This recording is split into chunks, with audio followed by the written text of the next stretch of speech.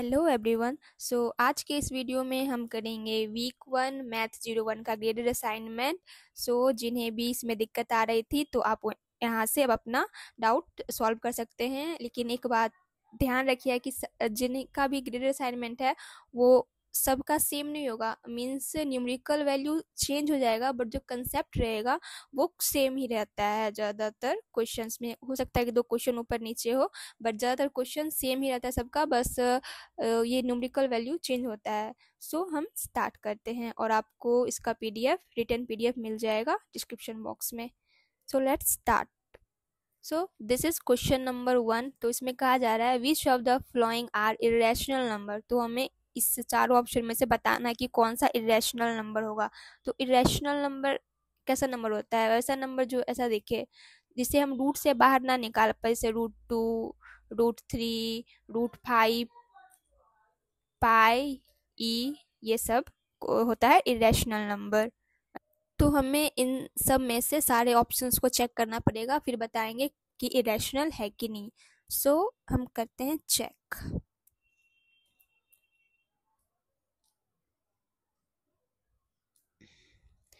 अगर हम option number A देखें तो ये इसे हम क्या करते हैं, क्रॉस मल्टीप्लाई कर लेते हैं। तो ए को सॉल्व कर रहे हैं तो ये हो जाएगा √8 इंटू √18 माइनस √8 इंटू √2, नहीं प्लस √8 प्लस √2 होगा, फिर होगा माइनस √2 इंटू √18 माइनस √2 इंटू √2। तो इसे सिंप्लीफाई करना है तो हम 8 को लिख सकते हैं 2√2, 8 को ब्रेक करना है तो क्या होगा 2 4 जा 8, 2 2 जा 4। तो हम इसे लिख सकते हैं ना। तो मतलब ये कैसे हो जाएगा 2 इंटू 2 इंटू 2, तो ये दोनों 2 तो रूट से बाहर आ जाएगा और एक रूट बचा रह जाएगा तो ये हो जाएगा 2√2। तो हो जाएगा ये 2√2। वैसे ही 18 को लिख सकते हैं 9 इंटू 2, तो 9 का स्क्वायर रूट हो जाएगा 3, तो 3 ये हो जाएगा 3 इंटू √2। वैसे फिर ये 2√2 इंटू √2 माइनस वही √2 एंड ये 3√2 माइनस √2 इंटू √2 क्या हो जाएगा 2। तो सिंप्लीफाई करेंगे तो ये 3 2 6 और ये √2 मल्टीप्लाई होकर 2 हो जाएगा, तो ये हो जाएगा 6 इंटू 2 12 प्लस फिर ये भी हो जाएगा 2 इंटू 2 4 हो जाएगा, ये भी ये 6 हो गया माइनस 2। तो ये सब ये पूरे को सॉल्व करने के बाद ये क्या आ जाएगा, एक रैशनल नंबर आएगा, इरेशनल नहीं आएगा ना। कुछ भी हम इसे करेंगे तो ये इस टाइप का तो नहीं आएगा, रैशनल आएगा। तो हमें बताना था इरेशनल कौन कौन सा होगा, तो ये तो नहीं है इरेशनल। अब चेक करते हैं दूसरा ऑप्शन और हम देखें option number B. Let's see B. तो 6 को हम लिख सकते हैं 3 इंटू 2 होता है 6, तो √2 इंटू √3 प्लस √3 अपॉन में इसे भी √3 इंटू √2 माइनस √3। तो यहाँ से √3 कॉमन लेके ऊपर नीचे से कॉमन लेके कट कर देंगे तो क्या आ जाएगा √2 प्लस 1 बाई √2 माइनस 1। इसे हम कितना भी सिंप्लीफाई कर लेंगे, अगर इसे हम इसका ये डिनोमिनेटर को रैशनलाइज भी कर ले तो क्या हो जाएगा, कर लेते हैं एक बार। √2 माइनस 1 √2 प्लस 1 बाई √2 प्लस 1। तो ये क्या हो जाएगा √2 प्लस 1 का होल स्क्वायर अपॉन में ये √2 माइनस 1 इंटू √2 प्लस 1, ए माइनस बी, ए प्लस बी क्या होता है ए स्क्वायर माइनस बी स्क्वायर। तो √2 का स्क्वायर क्या हो जाएगा 2 माइनस 1। तो फिर भी ये अगर जब हम इसे सिंप्लीफाई करेंगे तो क्या हो जाएगा √2 का होल स्क्वायर 2 आ जाएगा, ए स्क्वायर 1 का स्क्वायर 1 हो जाएगा, प्लस 2 ए भी होता है ना 2 इंटू √2 हो जाएगा अपॉन में ये नीचे 1। तो ये सिंप्लीफाई करने के बाद भी 3 प्लस 2 √2 आ जाएगा। तो इसमें एक √2 जैसा टर्म बचा रह गया जो कि फर्दर टूट नहीं पाएगा, तो इसमें एक ऐसा टर्म आ गया, तो ये क्या हो जाएगा एक इरेशनल नंबर। सिमिलरली आप इसे चेक कीजिएगा question number option number C को। तो इसमें क्या हो जाएगा, इसको 2√2 लिख सकते हैं ना, 2√2 प्लस √2 अपॉन में 2√2 माइनस √2। तो यहाँ से क्या आ जाएगा √2 कॉमन आ जाएगा, तो √2 कॉमन आ जाएगा तो क्या हो जाएगा यहाँ पे 2 प्लस 1, √2 यहाँ से कॉमन आएगा, यहाँ से भी कॉमन आएगा, 2 माइनस 1 हो जाएगा, 3/1 आ जाएगा। ये क्या आ गया एक रैशनल नंबर आ गया। तो ये ऑप्शन सही नहीं है, यानी हमें निकालना था इरेशनल, ये आ गया रैशनल, तो ये ऑप्शन सही नहीं है हमारा। और डी, अगर डी ऑप्शन चेक करें तो क्या हो जाएगा ये 3 √2 इंटू √3 अपॉन में ये 2√2, ये इससे कट जाएगा, बट यहाँ पे ये √3/2 आ जाएगा, जो कि ये मतलब ऐसा टर्म में आ गया ना, जिसे हम फर्दर रैशनल तो नहीं बना सकते, तो ये हो जाएगा सही हमारा ऑप्शन। तो हमारे कितने इरेशनल नंबर आए? 2 ऑप्शन बी और ऑप्शन नंबर बी और डी इरेशनल है, बाकी ए और सी सिंप्लीफाई करने के बाद पता चल गया कि ये दोनों क्या है, रैशनल। अब देखते हैं आगे क्वेश्चन नंबर 2। तो इसमें क्या कहा जा रहा है, सपोज एफ एक फंक्शन है जिसका ये फंक्शन है हमारा, where D is a subset of R. तो ये जो सबसेट मतलब ये हुआ कि अगर ये आर यहाँ पे रैशनल नंबर है, अगर ये रैशनल नंबर का मतलब सेट ये है, तो हमारा जो डी होगा इसके अंदर कोई है, तो ये इसी यही मतलब होता है D is a subset of R, यानी कि डी जो है वो आर के अंदर में है। और कहा जा रहा है let A be the set of integer which are not in the domain of F. तो ए सेट ऑफ इंटीजर है जो कि एफ के डोमेन में नहीं है। Okay, then find the cardinality of the set A. तो हमें सबसे पहले क्या पता करना पड़ेगा, इस ए को निकालने के लिए हमें डोमेन पता करना पड़ेगा एफ का, तब जाके हम पता कर पाएंगे क्या कि वो कौन कौन सा इंटीजर है जो कि एफ के डोमेन में नहीं है। तो हमें डोमेन निकालना पड़ेगा। तो ये एफ एक्स है, इसका डोमेन निकालने के लिए डोमेन क्या होता है, फंक्शन का वो वैल्यू जो ये फंक्शन अपना एक्सेप्ट कर सकता है, वो वैल्यू जो फंक्शन एक्सेप्ट कर सकता है उसे कहते हैं हम डोमेन। तो डोमेन एक्सेप्टेबल फंक्शन, डोमेन क्या होता है, एक्स का वो वैल्यू जिससे रखने पे हमारा जो फंक्शन है वो अनडिफाइंड ना हो, या कुछ ऐसा ना आए जो हमारे मैथ में डिफाइन नहीं होता। मैथ में डिफाइन क्या नहीं होता, ये 1/0, ये डिनोमिनेटर में 0 अनडिफाइंड होता है, और ये रूट के अंदर कोई निगेटिव वैल्यू ऐसा कुछ नहीं आना चाहिए। तो वही हमारा, तो इस वजह से हमारा ये डोमेन ऐसा नहीं आना चाहिए। तो बस वही पता करना है कि इसका डोमेन निकाल के।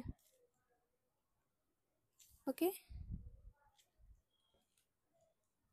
तो इसका डोमेन फाइंड करते हैं। तो एफ एक्स ये है, तो हमें क्या पता है कि डिनोमिनेटर में क्या नहीं होना चाहिए, 0 नहीं होना चाहिए। तो ये x+6 0 कब होगा, x+6 0 कब होगा, जब x इक्वल टू क्या हो जाएगा, -6। तो हमारा जो x है वो -6 के बराबर नहीं होना चाहिए, क्योंकि हमारा डिनोमिनेटर 0 एक्सेप्टेबल नहीं होगा। तो इसीलिए हमारा ये function x equal to -6 F X के डोमेन में नहीं होगा। एंड ये जो x² -36 है, इसको अगर हम सिंप्लीफाई करेंगे तो क्या होगा, इसे हम लिख सकते, ये ऐसा फॉर्मूला पता है ना, a² - b², ये क्या हो जाता है, a+b इंटू a-b।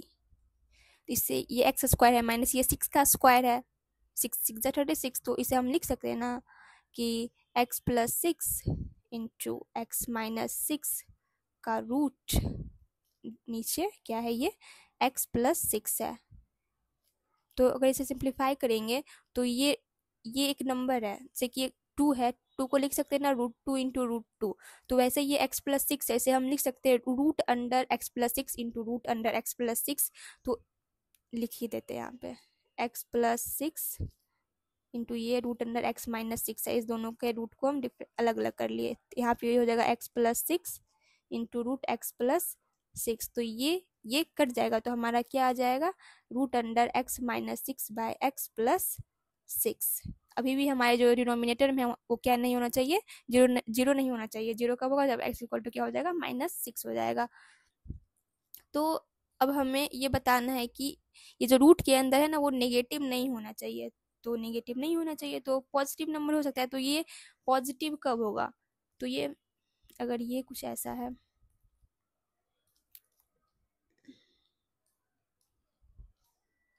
ये क्या है,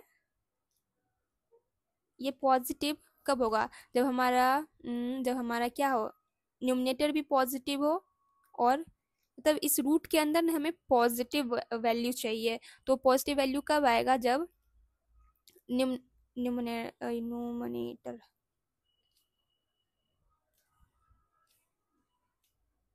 जैसे कि न्यूमरेटर अपॉन डिनोमिनेटर है, तो ये पॉजिटिव कब होगा, जब न्यूमरेटर भी पॉजिटिव हो, डिनोमिनेटर भी पॉजिटिव हो, या फिर न्यूमरेटर नेगेटिव हो या डिनोमिनेटर नेगेटिव हो। इस केस में भी हमारा ये जो पूरा अंदर का वैल्यू होगा ये नेगेटिव नेगेटिव कट के पॉजिटिव आ जाएगा।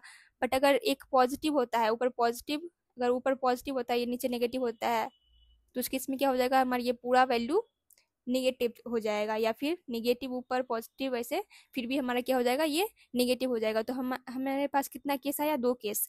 इस पूरे वैल्यू को पॉजिटिव होने के लिए या तो ऊपर वाला भी पॉजिटिव हो, मतलब ऊपर वाला पॉजिटिव हो और नीचे वाला भी पॉजिटिव हो, और या तो निगेटिव ऊपर भी निगेटिव हो और नीचे भी निगेटिव हो। तो हमें 2 केस लेके यहाँ पे सॉल्व करना पड़ेगा।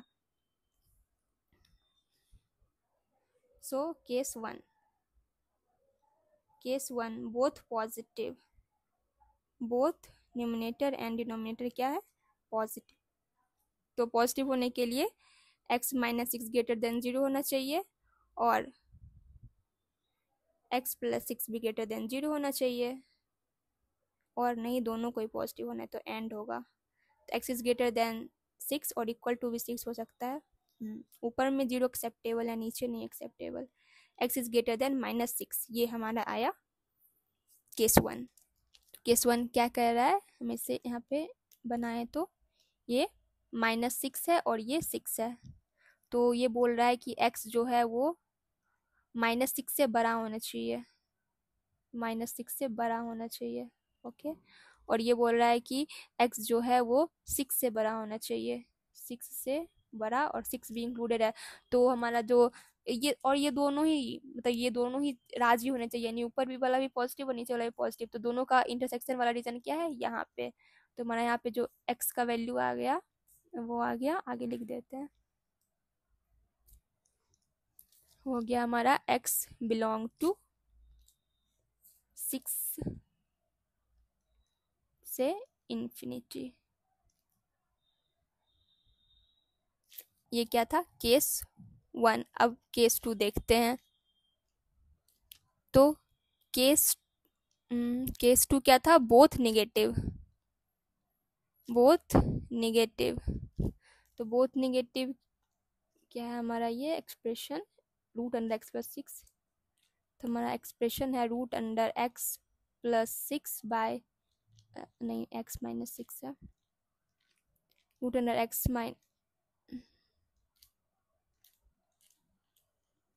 Minus 6 by x plus 6। तो दोनों ही निगेटिव होना चाहिए।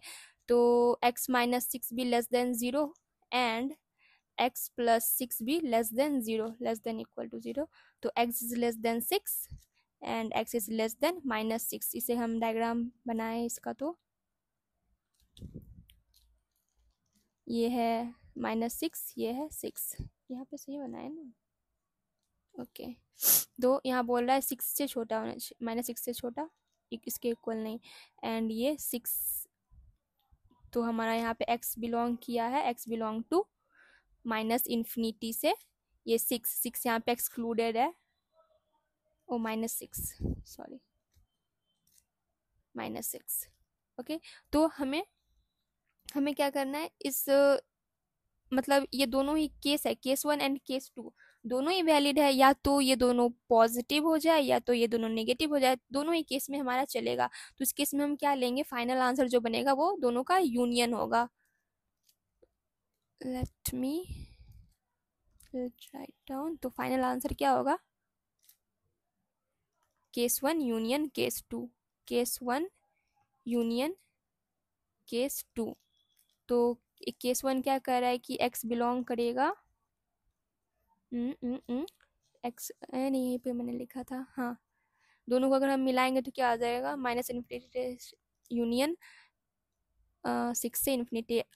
आप ये मतलब एक और डायग्राम बनाइएगा जिसमें आप केस 1 केस 2 दोनों को डायग्राम पे दिखा के फिर निकाल सकते हैं कैसे आएगा। लेकिन यहाँ पे कोई एज सच कोई कॉमन नंबर आएगा नहीं इस दोनों के बीच में, इसलिए मैंने डायरेक्ट ही लिख दिया। तो हमें पता ये क्या है, डोमेन है, डोमेन ऑफ ये क्या है, ये डोमेन ऑफ आवर फंक्शन। तो हमें क्या बताना था कि ये वैसा इंटीजर है, मतलब एक सेट ऑफ इंटीजर है जो कि f के डोमेन में नहीं है। तो f के डोमेन में कौन कौन सा इंटीजर नहीं है, f के डोमेन में नॉट इन डोमेन, तो इंटीजर नॉट इन डोमेन कौन कौन सा है,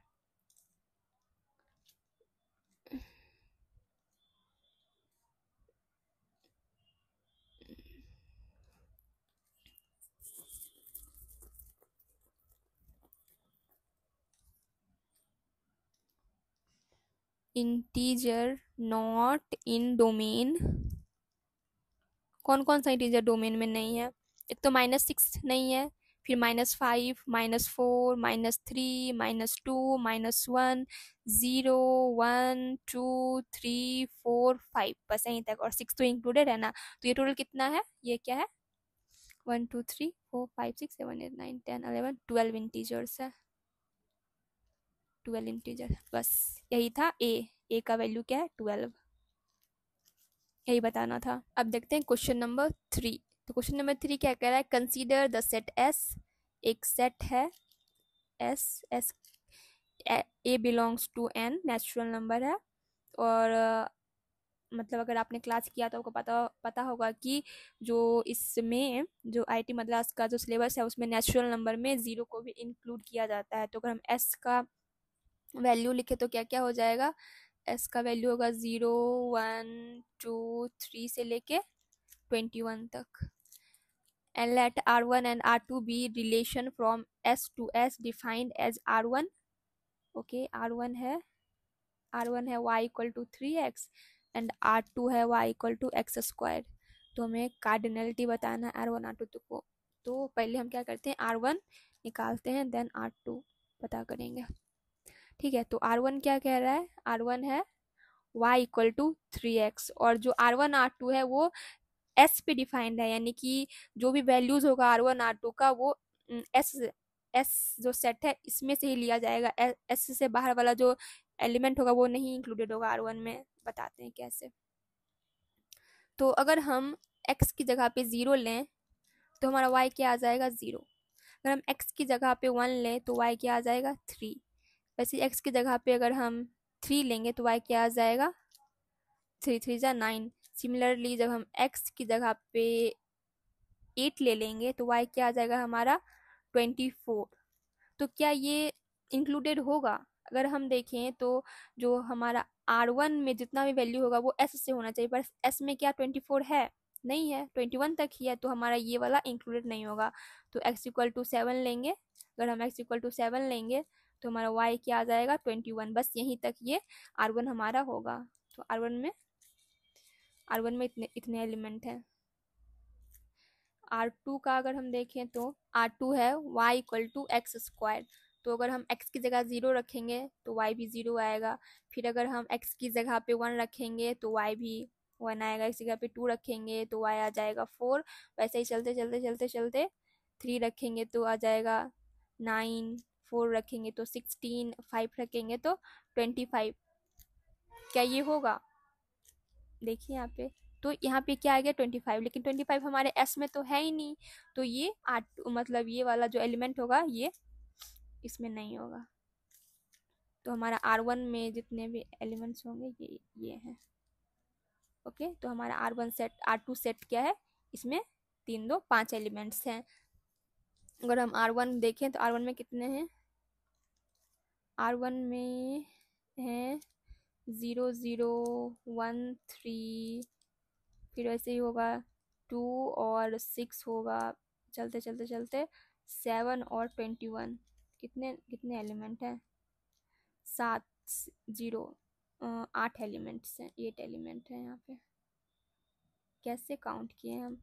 1 से 7 तक 7 होगा, 7 और एक 0 वाला भी, तो 7 1 8 हो गया। ओके, अब हमें बताना है कि कार्डिनलिटी क्या होता है? नंबर ऑफ एलिमेंट होता है। ठीक है, तो हमें बताना है number of element in R1 upon R2। R1 upon R2 का कार्डिनलिटी बताना है। तो अगर हम R1 इंटरसेक्शन R2 देखें तो यहाँ पे बनाते हैं। R1 इंटरसेक्शन R2 क्या होगा कि वैसे एलिमेंट जो R1 में भी हो और R2 में भी हो, तो यहाँ पे साफ साफ एक एलिमेंट जो दिख रहा है वो है 0 0। और एक और जो एलिमेंट आ सकता है, लेट्स चेक कौन सा आ सकता है। तो 1 3 नहीं होगा, 2 6 नहीं होगा। अगर 3 रखते तो 3, अगर हम x इक्वल टू 3 रखते तो हमारा, इसमें अगर हम x इक्वल टू 3 रखते तो हमारा y क्या आता? 9। ये इसका स्क्वायर है ना, तो ये 3 और 9 R1 R2 में ये भी आएगा। तो अगर 4 रखते तो क्या होता? 12 हो जाता। 5 रखते तो 15 होता, 6 रखते 18 होता, 7 रखते तो 21। तो बस यही दोनों एलिमेंट है जो कि R1 इंटरसेक्शन R2 में है। तो हमें इसका कार्डिनलिटी बताना है तो R1 में कितने एलिमेंट है 8 अपॉन में माइनस करना पड़ेगा। लेट मी रेज दिस, इसको हम अच्छे से समझाते हैं कैसे। हमें निकालना है R1 upon R1 intersection R2 का कार्डिनलिटी निकालना है, इनकी नंबर ऑफ एलिमेंट कितने हैं। तो ऐसे नहीं होता, क्या है ये R1 upon R1 intersection R2, यानी ऐसा मतलब कहा जा रहा है कि R1 में से ना तुम घटा दो R1 इंटरसेक्शन R2 का एलिमेंट, ऐसे। तो R1 में कितने एलिमेंट है 8, और R1 इंटरसेक्शन R2 में कितने एलिमेंट आए 2 एलिमेंट। तो हमारा क्या हो गया कार्डिनलिटी 6। तो यही हमारा क्या है आंसर। अगर हम इसे ठीक से लिखें तो ये नंबर ऑफ एलिमेंट। अब देखते हैं आगे क्वेश्चन नंबर 4। इसमें क्या कहा जा रहा है, इन अ जू, एक जू है, there are 6 Bengal white tiger, 6 Bengal white tiger है, 8 बंगाल रॉयल टाइगर, इन सब में से 5 मेल है, 10 या तो बंगाल रॉयल टाइगर है या मेल है। तो हमें बताना है कि number of female Bengal tiger in the zoo. तो जो डाटा दे रखा है उससे पहले नोट डाउन करते हैं। सो बंगाल वाइट टाइगर कितना है 6, बंगाल रॉयल टाइगर कितना है 8, तो टोटल कितना हो गया 14। उसमें से मेल कितना है, इसमें से मेल्स कितने हैं 5, एंड जो बच गए 10 वो क्या है, या तो मेल है, male union Bengal royal tiger. तो इसे अगर हम आर से डिनोट करें तो एम यूनियन आर कितना है 10, इसे हम डब्ल्यू से डिनोट करेंगे, इसे आर से, मेल को एम से। ओके, तो ये हमें इतना डाटा दे रखा है, तो हमें बताना है कि फीमेल बंगाल टाइगर कितने हैं। ओके, सो ये जो है इसे ये है पता है ना, number of element in R union M लिखे या एम यूनियन आर, कोई फर्क नहीं पड़ता ज़्यादा। R union M equal to number of element in R plus number of element in M plus number of let me minus number of element in R intersection M. तो इससे हमें ये पता चल जाएगा कि वैसे कितने नंबर ऑफ टाइगर हैं जो कि मेल हैं एंड रॉयल बंगाल टाइगर हैं। तो देखते जाइए कैसे बनता है ये। तो number of royal Bengal tiger कितने हैं 8, मेल कितने हैं 5, एंड हमें ये नहीं पता है, एंड ये हमें पता है 10। तो अगर हमें नंबर ऑफ रॉयल मतलब रॉयल टाइगर जो कि मेल्स हैं वो कितने हो जाएंगे, ये उधर भेजेंगे तो ये हो जाएगा 5 5 10 3 13, 13 माइनस 10 क्या हो जाएगा 3। तो नंबर ऑफ टाइगर्स मतलब royal Bengal tiger and male है 3, हमें निकालना है व्हाइट टाइगर का। तो इससे हमें ये पता चल गया कि जो बंगाल रॉयल टाइगर हैं उनमें मेल्स कितने हैं 3, तो ये जो 8 है इसमें से 3 मेल हैं, बाकी टोटल कितने मेल थे 5, तो इसमें 3 मेल हैं। तो जो बंगाल व्हाइट टाइगर है उसमें कितने मेल होंगे, यहाँ पे 3 आ गए, इसमें 3 आ गए, तो यहाँ पे कितने आ जाएंगे 2। तो जो यहाँ से हमें पता चला कि यहाँ तो इसके आगे हम यहाँ पे सॉल्व करते हैं कि जो ओके, तो बंगाल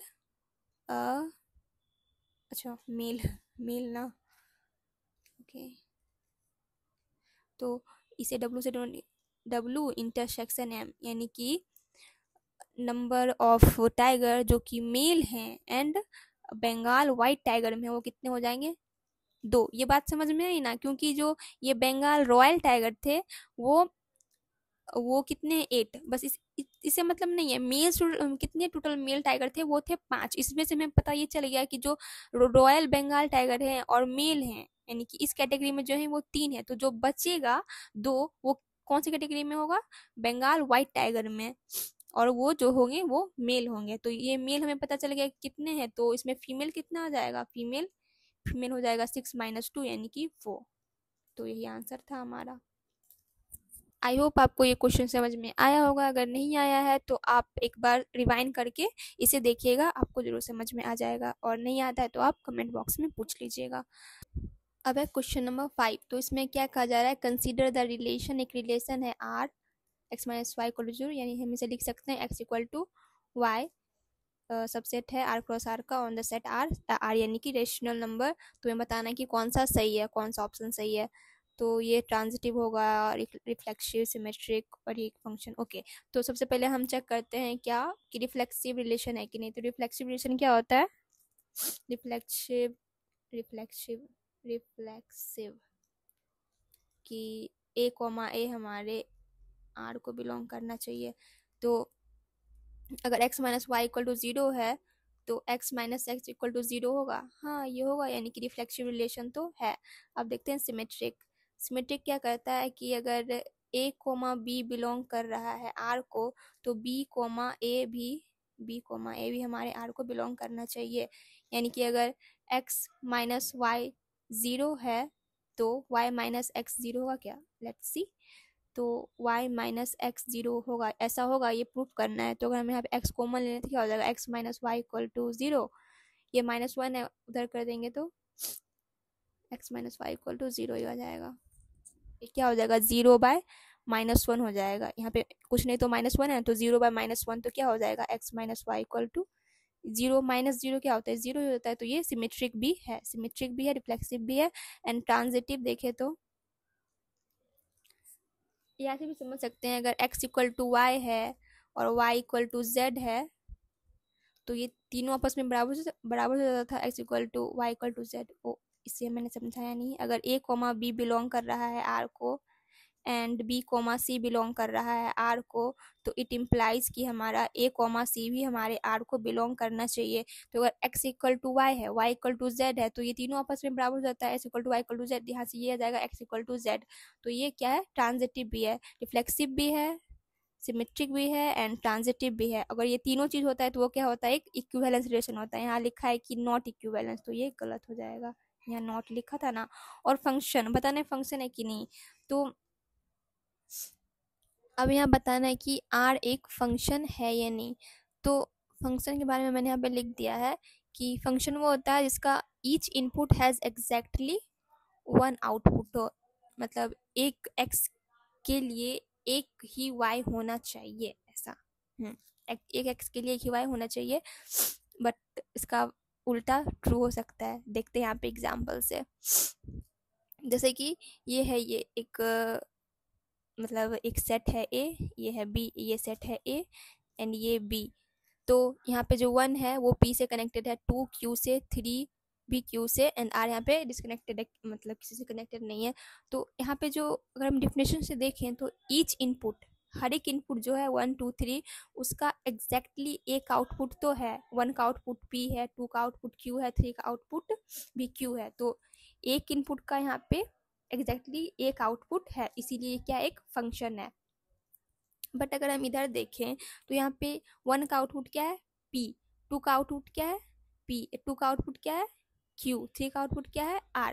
तो यहाँ पे ये जो 2 है, इसका जो 2 जो इनपुट है इसका 2 आउटपुट है, p एंड q, इसीलिए हमारा ये क्या है, फंक्शन नहीं है। और हमारा जो यहाँ पे दे रखा है x इक्वल टू वाई, तो x इक्वल टू जो y है, तो अगर हम यहाँ पे रखेंगे 1, तो अगर हम x की जगह पे 1 रखेंगे तो y भी क्या आएगा, 1। 2 ऐसे ही 2 रखेंगे तो 2 ही आएगा, 3 रखेंगे तो 3 आएगा, 4, मतलब ऐसा सेम सेम सेम सेम, जैसे कि 1 मैप होगा 1 से, 2 मैप होगा 2 से, 3 मैप होगा 2 3 से, ऐसे ही चलते जाएगा। तो ये हमारा क्या हो जाएगा, फंक्शन ही हो जाएगा। ऐसा ही ना डायग्राम बनेगा, इसीलिए तो ये एक फंक्शन होगा। या आप ऐसे भी समझ सकते हैं कि जो होता है ना y इक्वल टू एक्स या y equal to 2x plus 3, ये सब क्या होता है, एक फंक्शन होता है। तो ये ऑप्शन क्या है, सही है। तो बस एक ही ऑप्शन रॉन्ग था, ये वाला सी। अब देखते हैं आगे क्वेश्चन नंबर 6। तो इस क्वेश्चन में कहा जा रहा है, एक ग्रुप ऑफ 180 पीपल, तो 180 पीपल का ग्रुप है जिसमें कि watched movie on Netflix, movie देखते हैं, 95 वॉचेस दबंग, 100 वॉच्ड अवतार, 100 वॉच्ड RRR, 50, इसे हम लिखते चलते हैं। तो टोटल कितने थे? टोटल 180। तो दबंग कितने देख रहे हैं? 95, अवतार 100 एंड RRR कितने देख रहे हैं? 100। 50 पीपल वॉच्ड दबंग एंड अवतार, दबंग एंड अवतार कितने हैं? 50। 40 watched Avatar and RRR, okay, Avatar and RRR कितने हैं? 40 and 55 watched Dabangg and RRR, ये 55। तो हमें बताना है कि नंबर ऑफ पीपल जो कि वॉच्ड ओनली RRR एंड अवतार, ओनली RRR एंड अवतार, ओनली RRR एंड अवतार, ओके। इसे अगर हम वेन डायग्राम पे शो करें तो ऐसा कुछ दिखेगा। ये 3 चीज़ें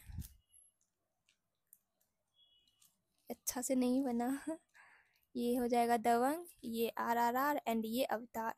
तो हमें क्या निकालना है कि number of people who watched only RRR and अवतार, यानी कि नंबर ऑफ पीपल जो कि RRR एंड अवतार देखे हों। अगर हम इसे वेन डायग्राम से देखें तो RRR एंड अवतार कितने लोग देख रहे हैं? इतने, इतने पूरे लोग, ठीक है। लेकिन इसमें जो एक छोटा सा पार्ट है, ये वाला पार्ट है, ये वैसे लोग हैं जो कि दबंग भी देख रहे हैं, RRR भी देख रहे हैं और अवतार भी देख रहे हैं। तो हमें इसमें ये जो इतना पार्ट है, ये वाला इतना पार्ट, इसमें से मुझे ये वाला पार्ट हटाना पड़ेगा, तब ना मुझे पता चलेगा कि कितने पीपल हैं जो कि बस सिर्फ और सिर्फ RRR एंड अवतार देख रहे हैं। RRR एंड अवतार का कॉमन पार्ट क्या है? ये वाला पार्ट है। ये पूरा पार्ट था, बट ये जो छोटा सा पार्ट है उसमें वैसे पीपल हैं जो कि तीनों ही चीज देख रहे हैं, दबंग भी, RRR भी और अवतार भी। तो हमें ये वाला पार्ट हटाना पड़ेगा। वैसे हमें ये पूरा पार्ट दे ही रखा है RRR एंड अवतार का। RRR एंड अवतार ये क्या है?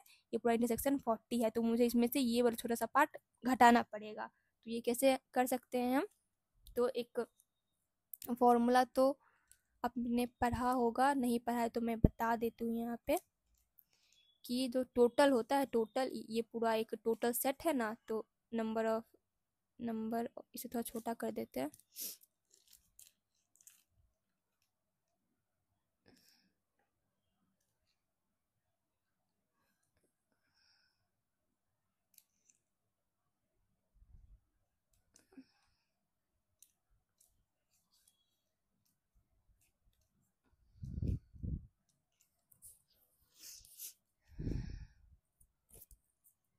सो फॉर्मूला है यहाँ पे, तो टोटल सेट होता है, जैसे कि यहाँ पे क्या है, दबंग यूनियन RRR यूनियन अवतार इक्वल टू हो जाता है number of element in A plus number of element इन, मुझे D लिखना चाहिए था, इसे उतना फर्क पड़ेगा नहीं, number of element in R plus number of element in A minus number of element in D intersection A minus number of element in A intersection R minus number of element in D intersection R plus number of element in D intersection R intersection A।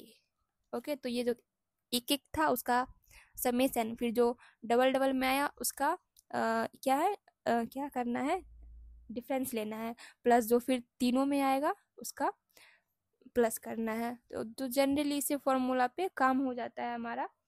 इसे एक छोटा वाला formula भी तो पता ही होगा ना, number of element in A union B, पीछे भी यूज किया था हमने, number of element in A plus number of element in B minus number of element in A intersection B।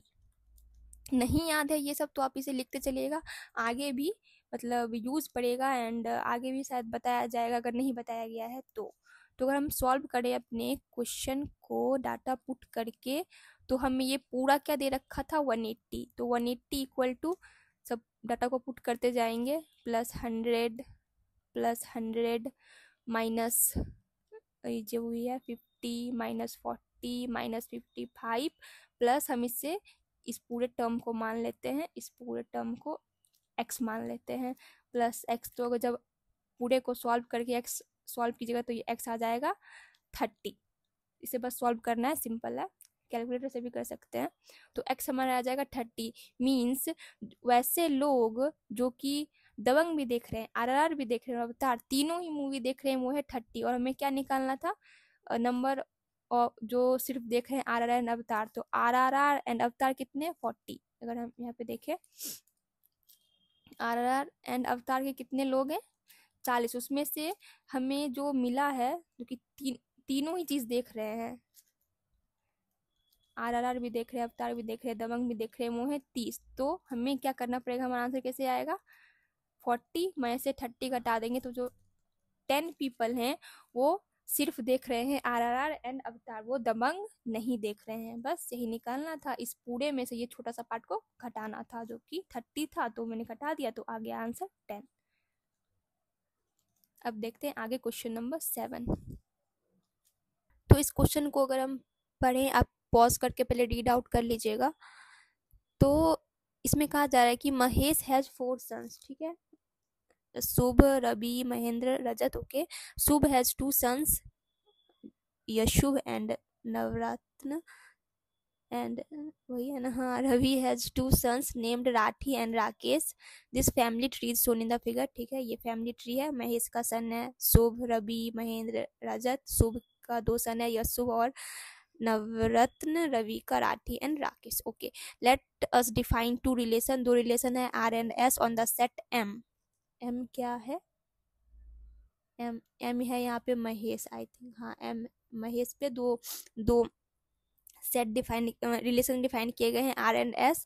Which of the collection of all family member as follow. Okay, collection है family members का, M क्या है, M collection है family member का, ठीक है। R क्या है, A and B are cousins. Okay, R में जो एलिमेंट होंगे तब होंगे जब A एंड B क्या होंगे, कजन्स होंगे। That is their parents are sibling. Okay, sibling होने चाहिए उनके पिताजी, यानी कि जो A एंड B कजन हैं वो ऐसे जैसे होता है कि चचेरे भाई, ममेरे भाई, वैसे टाइप के। और जो अपना भाई होगा वो अपना भाई होगा, वो कजन नहीं होगा। देखते हैं, यहाँ पे देखते हैं। और S क्या है, A is son of B। Okay, ये तो डायरेक्ट ही है, तो हमें बताना है कि क्या सही है। R is an equivalence relation. Okay, अगर हम देखें A, इक्विवेलेंस का बताया था मैंने कि A बिलोंग टू R होना चाहिए। तो क्या एक पर्सन खुद का कजन हो सकता है, थिंक, क्या मैं खुद की कजन हो सकती हूँ क्या मैं, नहीं हो सकती ना, इसीलिए ये R रिफ्लेक्सिव ही नहीं होगा। तो वैसा रिलेशन, इक्विवेलेंस रिलेशन क्या होता है, जो कि रिफ्लेक्सिव भी हो, सिमेट्रिक भी हो, ट्रांजिटिव भी हो। तो रिफ्लेक्सिव ही नहीं है तो इक्विवेलेंस कैसे होगा, तो ये ऑप्शन, तो ये क्या है, ऑप्शन रॉन्ग है। एंड देन आता है Rathi and Navratan belong to R। तो राठी कहाँ है, यहाँ पे, नवरत्न कहाँ है, यहाँ पे। तो राठी के पापा कौन है, रवि। नवरत्न के कौन है, शुभ। तो शुभ और रवि दोनों क्या है, भाई हैं। एंड उनके ये बच्चे हैं, तो ये दोनों क्या हो जाएंगे, कजन हो जाएंगे। हाँ, सही है, समझे ना ये कैसे हुआ। अब थोड़ा अपने फैमिली के हिसाब से सोचिएगा ना, थोड़ा इमेजिन करके, तो आपको ये और अच्छे से समझ में आ जाएगा। वैसे मैंने यहाँ पे समझाया भी गया है कि यहाँ पे उनके पेरेंट्स ना सिबलिंग होने चाहिए।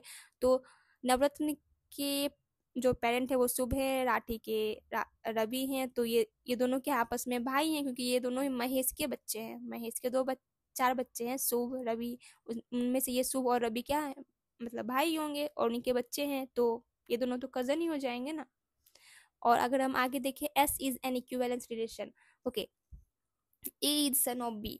क्या A is son of A हो सकता है क्या, कोई खुद का सन तो कैसे ही होगा, मतलब ये तो सरासर गलत है, तो ये तो गलत ही है। फिर Mahesh and Rajat belong to S। Mahesh कहाँ है, महेश यहाँ पे। रजत कहाँ पे, रजत यहाँ पे है। ओके, तो अगर हम देखें, तो अगर यहाँ पे फिट करके देखें तो क्या होगा, Mahesh is son of Rajat. अगर हम C को चेक करें, according to C, Mahesh is son of Rajat. क्या ऐसा है, मतलब इस ट्री के अकॉर्डिंग रजत सन है महेश का, और यहाँ पे बोला जा रहा है कि महेश इज सन ऑफ रजत, ये तो उल्टा हो गया। उल्टा हो गया तो ये क्या हो गया, गलत। फिर यशुभ एंड राठी बिलोंग टू आर, यशुभ है यहाँ पे, राठी यहाँ पे, हाँ तो ये तो सही है। एंड देन राठी एंड यशुभ, जैसे इसमें बताया था ना मैंने बीन में, वैसे ही यस, राठी एंड यशुभ, राठी एंड यशुभ, राठी एंड यशुभ, हाँ ठीक है, ये भी सही है, बिलोंग टू आर, तो ये ऑप्शन क्या हो जाएगा, सही। S is symmetric relation, S symmetric होगा क्या, अगर अगर अगर इसी में से हम समझाते हैं, अगर ए इज सन ऑफ बी है, तो अगर ए बच्चा है बी का, तो क्या फिर उल्टा हो सकता है, यानी कि सिमेट्रिक क्या होता है, अगर A comma B belong to R है, तो बी कॉमा ए भी बिलोंग टू आर होना चाहिए। तो अगर ए सन है बी का, तो बी सन हो सकता है का, ये तो कहना ही बेकार है, तो ये भी गलत हो जाएगा। तो दो ऑप्शन सही है हमारा, E and B, E and B सही है। अब देखते हैं क्वेश्चन नंबर 8। तो क्वेश्चन नंबर 8 भी इसी पे था। If m is the cardinality of set r, cardinality यानी कि number of element in r, and n is the cardinality of set s, तो देन m प्लस n बताना है। तो r क्या था, r है a and b are cousin, ठीक है, a एंड b कजन होने चाहिए, तो वो होंगे r पार्ट का सेट, द एलिमेंट होंगे r का सेट, r के एलिमेंट होंगे वे। तो a और b, तो क्या क्या आ सकता है उसमें, अगर हम नीचे देखें तो यशुभ और नवरत्न इसमें आ सकते हैं क्या, सोचिए सोचिए थोड़ा, क्या यशुभ और नवरत्न कजन हैं, तो ऐसा नहीं है। क्यों नहीं है, क्योंकि यशुभ और नवरत्न जो हैं, उसके इन दोनों के पेरेंट्स कौन है, शुभ, सेम ही पेरेंट है, यहाँ पे लिखा है क्या, उनके पेरेंट्स सिबलिंग होने चाहिए, तो इसके पेरेंट तो सेम ही है, तो ये तो सिबलिंग कैसे हो जाएगा, तो यशुभ और नवरत्न नहीं हो सकता, सिमिलरली राठी एंड राकेश नहीं हो सकते, तो ऐसे मतलब ये क्रॉस में चलेगा, राठी एंड यशु मतलब यशुभ एंड राठी हो सकता है, देन यशुभ एंड राकेश भी हो सकता है, यशुभ एंड राकेश, देन ऐसे ही नवरत्न एंड राठी हो सकता है, एंड नवरत्न एंड राकेश हो सकता है।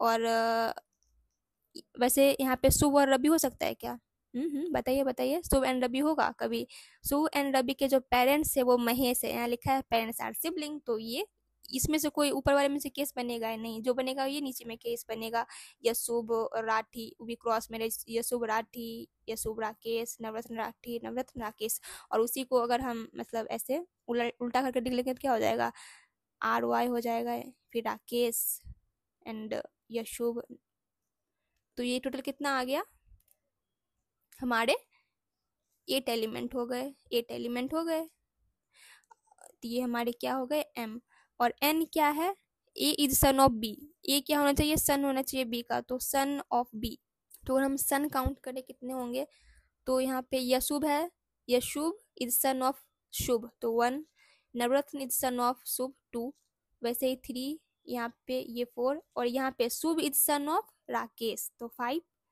वैसे ये 6, ये 7 और ये 8, तो हमारा n क्या है 8, और m भी कितना आया 8, तो हमारा टोटल कितना हो जाएगा, m प्लस n कितना हो गया 16।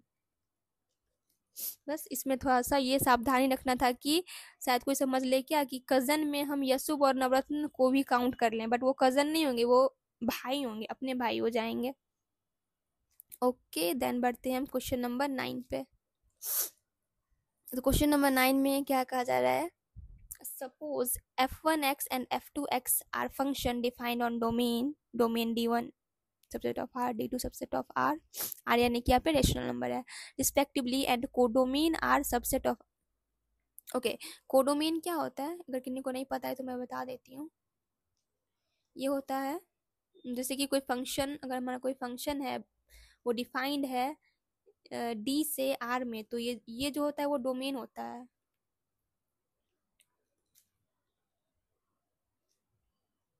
कोडोमेन। बाकी जो हमारा फंक्शन बाद में सब वैल्यू लेगा वो सब रेंज में आता है, तो यहाँ पे जो लिखा अगर ऐसे भी लिखा रहेगा m से n में है, तो m जो होगा वो हमारा डोमेन हो जाएगा, और n जो हो जाएगा वो हमारा कोडोमेन हो जाएगा। ओके, और रेंज क्या होता है, रेंज भी मैं यहाँ पे बता ही देती हूँ। रेंज होता है वैल्यूज दैट फंक्शन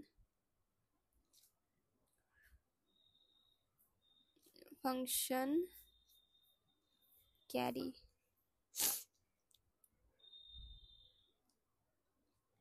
मतलब क्या, जो कुछ हम इनपुट दिए ओके उस फंक्शन में और वो हमें आंसर निकाल के दिया, तो वो क्या हो जाएगा, रेंज हो जाएगा उसका। बाकी कोडोमेन वो होता है कि जितना भी वैल्यू उस रेंज में आ सकता है उसका बड़ा सेट। अगर ये इतना छोटा सा रेंज है तो कोडोमेन क्या होता है, इतना बड़ा सा होता है। ओके ऐसा कुछ होता है कोडोमेन और रेंज में। आई होप इतना काफ़ी है इसे बताने के लिए। अब हमें जो एक्चुअल में बताना था, what will be the domain of function f1 plus x, f1x plus f2x।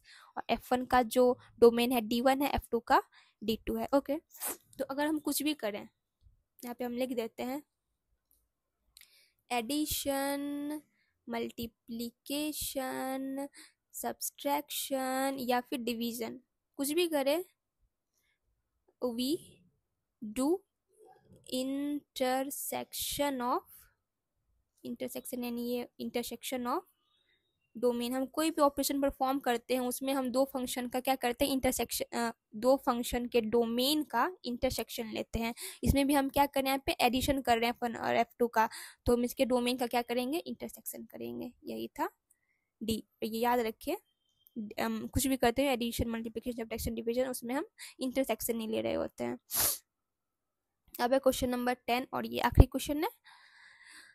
ये कह रहा है कि फंक्शन f है, हाँ इस यहाँ पे हम अच्छे से समझा सकते हैं को डोमेन और रेंज। तो ये जो इतना पार्ट है ना, ये है डोमेन, यानी हमारा फंक्शन इस ये सब वैल्यू एक्सेप्ट कर सकता है, और ये है कोडोमेन। और बाकी जो हमारे फंक्शन को मतलब ऑपरेशन परफॉर्म करने के बाद जो आंसर आएगा वो सब हो जाएगा रेंज। तो हमारा एफ एक्स क्या है, वैसे यहाँ पे जी एक्स में भी ये वाला जो पार्ट है ये डोमेन है, फिर ये कोडोमेन है। बाकी जो फिर ऑपरेशन परफॉर्म करने के बाद जो आउटपुट आएगा वो सब क्या हो जाएगा, रेंज। तो हमें बताना है कि f is 1 to 1 but not on 2, f is neither 1 to 1 nor on 2g, मतलब 1 1 on 2 बताना है दोनों में ही, दोनों ही केस में। तो अगर हम fx का देखें तो fx क्या है, x plus 1। तो 1 1 चेक करने का बहुत सारा तरीका होता है, उसमें से कुछ तरीके मैं बता देती हूँ। मतलब मेजरली दो ही तरीका होता है, दोनों ही बता देती हूँ। तो आप एक तो ऐसे कर सकते हैं, f(x1) इक्वल टू f(x2) करके जाए, मतलब सॉल्व करे करे करे और x1 इक्वल टू x2 आ जाए, तो ये क्या हो जाएगा, 1 1 हो जाएगा, मेथड 1। देन अगर हम मेथड 2 बताएं तो जिनको डिफ्रेंशिएशन आता है उनके लिए dy बाई डी एक्स अगर हमारा साइन चेंज नहीं कर रहा है तो हमारा क्या हो जाएगा, 1 1 हो जाएगा। और मेथड 3 में क्या होगा, horizontal line test, horizontal line test करेंगे हम। मतलब मेथड 3 से बता देते हैं। बाकी जो दोनों मेथड है, अगर आप कंटिन्यू करेंगे मेरे वीडियोस को तो आपको क्वालिफायर के लिए जो PYQ कराया गया है ना, तो उसमें मैंने इन तीनों मेथड से ही यूज़ करके क्वेश्चन को बनाया है। वहाँ पे मैंने और भी अच्छे से समझाया था, तो अगर आप वहाँ पे कंटिन्यू करते हैं तो आपको मतलब इस तीनों ही मेथड का स्वाद चखने मिल जाएगा। वैसे मैं अभी मेथड 3 का बता देती हूँ यहाँ पे, और आगे भी वीक्स आएंगे तो आपको उसमें भी बताया जाएगा। आई गेस अभी आपको मेथड 3 नहीं पढ़ाया गया होगा, तो मैं मेथड 1 से ही बता देती हूँ यहाँ पे। तो हमारा एफ एक्स क्या है, x प्लस 1, तो कैसे करके जाएंगे, f(x1) इक्वल टू f(x2) करके जाएंगे। तो क्या हो जाएगा, x1 plus 1 equal to x2 plus 2। But कभी कभी क्या होता है कि ये ना मतलब फेल भी कर जाता है, लेकिन सिंपल है यहाँ पे तो लग जाएगा, x1 इक्वल टू x2। तो ये हमारा क्या है, 1 1 है, 1 1, ये 1 1 कट जाएगा तो ये 1 1 हमारा आ गया, 1 1 प्रूफ हो गया ये। अगर हम हॉरिजॉन्टल लाइन टेस्ट से करते तो ये क्या है, ये एक y equal to x plus 1 यानी कुछ लीनियर ग्राफ है, मान लेते हैं कुछ ऐसा करके ग्राफ होगा। तो अगर हम एक हॉरिजॉन्टल लाइन बनाते हैं ये y एक्सिस है, ये एक्सिस है। हॉरिजॉन्टल लाइन अगर हम ड्रॉ करेंगे, हॉरिजॉन्टल लाइन क्या होता है, ऐसे हॉरिजॉन्टल लाइन होता है, हॉरिजॉन्टल, ये हॉरिजॉन्टल होता है,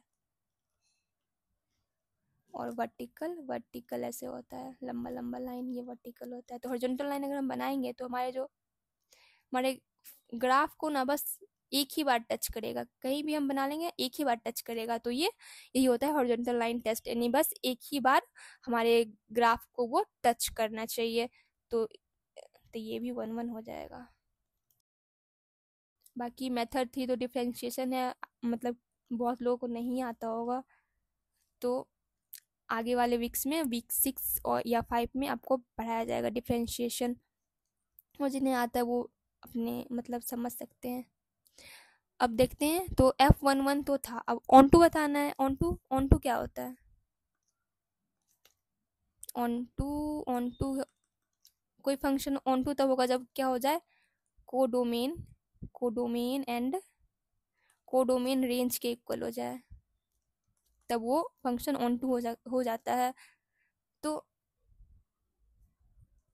हम इसमें क्या क्या वैल्यू, एफ एक्स में हम क्या क्या वैल्यू रख सकते हैं। एफ एक्स में हमें दे रखा है यहाँ पे कि हम नेचुरल नंबर, सारा नेचुरल नंबर रख सकते हैं। ये स्लैश जीरो का मतलब ये है कि सारा नेचुरल नंबर जीरो को छोड़कर, ओके, तो जीरो को छोड़कर हमें सारे नेचुरल नंबर हम इसमें पुट कर सकते हैं इस एफ एक्स फंक्शन में। तो क्या अगर हम एफ एक्स मतलब अगर हम एक्स की जगह पे 1 रखें तो हमारा एफ एक्स क्या आ जाएगा, यानी वाई क्या आ जाएगा, एफ एक्स को हम वाई कहते हैं, तो एफ एक्स हमारा 2 आ जाएगा। तो एक्स का जो वैल्यू है वो होता है डोमेन, और जो वाई का वैल्यू होता है वो हो जाता है रेंज में। एंड तो अगर हम कोडोमेन लिखें तो कोडोमेन में क्या है, कोडोमेन में यहाँ पे देख सकते हैं ना, कोडोमेन में क्या है, सारा नेचुरल नंबर जीरो छोड़ के, तो नेचुरल नंबर जीरो छोड़ के क्या आ जाएगा, 1 2 3 से लेके सारा चीज़ आ जाएगा।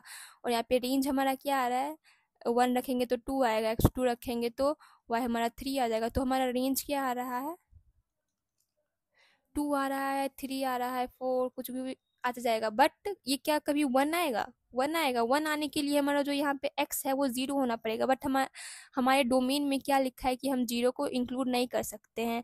तो हमारा जो रेंज है ना वो कभी 1 नहीं आएगा, तो इस वजह से हमारा कोडोमेन और रेंज क्या हो जाएगा, डिफरेंट हो गया। तो ये ऑन टू फंक्शन नहीं है, तो f is not onto. Codomain does not equal to range here, therefore not on to fx जो है ऑन टू नहीं है। अब देखते हैं gx क्या कह रहा है। तो f11 है बट नॉट ऑन टू, हाँ ये सही है। f नाइदर 1 1 तो है, ऑन टू नहीं है, ठीक है। अब g का बात करना है, तो g is on to but not 1 1, ठीक है। देखते हैं g को अगर हम सिंप्लीफाई करें तो g क्या है, F x minus one, F x क्या x प्लस वन, तो ये क्या हो जाएगा, x plus one minus one थी, ये आ जाएगा, ये आ जाएगा x, ये आ गया 1। अगर यहाँ पे x ग्रेटर देन 1 है, यहाँ पे x इक्वल टू 1 है, तो यहाँ पे हम gx लिख सकते हैं। gx क्या है, x जब x ग्रेटर देन 1 है एंड 1 जब x इक्वल टू 1 है। तो अगर थोड़ा भी ग्राफ का हम यूज़ करें, जस्ट बेसिक ग्राफ का यूज़ हम करेंगे, जब हमारा यहाँ पे x होता है ना 1, ये x एक्सिस होता है, ये y एक्सिस होता है 2 3 4, तो हमारा ग्राफ जो है वो x इक्वल टू 1 से स्टार्ट हो रहा है। तो x इक्वल टू 1 पे हमारा ये gx का मतलब होता है y, तो y का वैल्यू क्या है, x इक्वल टू 1 पे हमारा y क्या है 1, तो 1 1 यहाँ से स्टार्ट हो रहा है हमारा ग्राफ। एंड देन फिर हमारा ये क्या बन जाएगा, ये y इक्वल टू, यहाँ पे ये y इक्वल टू x बन जाएगा, यानी कि ये क्या होता है, एक स्ट्रेट लाइन का इक्वेशन होता है, स्ट्रेट लाइन जिसका स्लोप क्या है 1, ये ऐसा कुछ ऐसे जाता है। जिन्हें नहीं पता था वो इसे ध्यान रखेंगे, क्योंकि इसका यूज़ बहुत ज़्यादा होता है। जिन्हें मतलब नहीं पता है वो ध्यान रखें, आगे हो सकता है आपको समझाया जाए, या फिर इसको बनाना भी आसान है। मतलब इसे कैसे बना सकते हैं कि अगर हम x की जगह पे 2 रखें तो हमारा y क्या आ जाएगा, 2 मैप होगा 2 से, ठीक है। फिर 3 रखेंगे तो 3 की जगह पे 3 आएगा, 4 रखेंगे तो 4 की जगह 4 आएगा। वैसे जब आप सारे पॉइंट को ज्वाइन करते जाएगा तो ये क्या बन जाएगा, एक स्ट्रेट लाइन बनते चला जाएगा, सीधा सीधा सीधा सीधा सीधा। तो और हम क्या बताएं यहाँ पे 1 1 चेक करने के लिए हॉरिजॉन्टल लाइन टेस्ट बताए ना, तो ये हमारा जीएक्स का ग्राफ बन गया। तो हॉरिजॉन्टल लाइन टेस्ट इस पे हम लगा सकते हैं। तो कोई भी हम एक हॉरिजॉन्टल लाइन जब हम बनाएंगे यहाँ पे, तो हमारे जो जीएक्स को होगा ना वो बस एक ही पॉइंट पे कट करेगा, कोई भी आप बना लीजिए। तो इस वजह से हमारा क्या हो जाएगा, ये 1 1 हो जाएगा।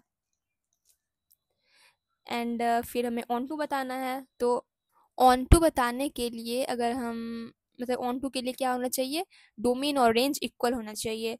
तो जीएक्स का जो डोमेन है वो भी क्या है, नेचुरल नंबर 0 नहीं होना चाहिए, ठीक है। तो नेचुरल नंबर, तो डोमेन में हम क्या रख सकते हैं, डोमेन में हम रख सकते हैं 1 2 3 से लेके कोई भी नंबर रख सकते हैं। और कोडोमेन क्या है, कोडोमेन भी सेम यही है। तो रेंज हमें बताना है कि रेंज क्या है, रेंज यानी कि वो कौन कौन सी वैल्यू है जो कि हमारा फंक्शन लेगा। तो अगर हमारा x इक्वल टू 1 है तो हमारा y क्या आ रहा है, 1, ठीक है। ऐसे करके लिखते हैं, पॉइंट के माध्यम से लिखते जाते हैं। तो अगर हमारा x क्या है, 2, ठीक है। तो ये सिंप्लीफाई होकर ये आया था x ग्रेटर देन 1 पे, x ग्रेटर देन 1 पे हम ये वाला फंक्शन देखेंगे तो क्या हो जाएगा, अगर हम x को लिए 2 तो y भी क्या आ जाएगा 2, x को लेंगे 3 तो y भी आ जाएगा 3। तो ऐसे ही चलता जाएगा। तो हमारा क्या यहाँ पे कोडोमेन और रेंज, रेंज क्या है 1, रेंज मतलब ये जो बाद वाला वैल्यू होता है ना, रेंज होता है, तो वो हो जाएगा 1 2 3 से लेकर सारा वैल्यू आता जाएगा। तो कोडोमेन और रेंज हमारा क्या हो गया, इक्वल हो गया। तो ये क्या है, ऑन टू भी है। और वैसा function function which is both 1 1 and on 2 are called bijective function, ठीक है। तो वैसा फंक्शन जो कि 1 1 भी है और ऑन 2 भी है उन्हें बाइजेक्टिव फंक्शन कहा जाता है। और 1 1 को इंजेक्टिव कहा जाता है, दूसरा नाम है। और ऑन 2 को सर्जेक्टिव कहा जाता है। इसे भी ध्यान रखिएगा, यूज हो जाता है कभी कभी ऑप्शंस में। तो हमें क्या पता चला कि जीएक्स जो है वो 1 1 भी है, ऑन 2 है। तो हमारा जीएक्स क्या हो जाएगा, एक बाइजेक्टिव फंक्शन हो जाएगा। ऑप्शंस क्या था, G is on to but not 1 1, तो ये तो गलत हो गया, ये भी गलत था। जी इज बाइजेक्टिव फंक्शन, तो ये क्या है, सही है। सो वीक 1 में इतना ही था। वीक 1 का ये असाइनमेंट खत्म होता है, ग्रेडेड असाइनमेंट। अगर आपको और भी वीक्स का चाहिए तो वो जल्दी ही आएगा, वीक 2 वीक 3 वीक 4 सारा ही आएगा। 4 तक का, क्वालिफायर तक का सारा ग्रेडेड असाइनमेंट आते जाएगा। तो आप यहाँ पे बने रहें, stay tuned, and thank you for watching. Bye bye.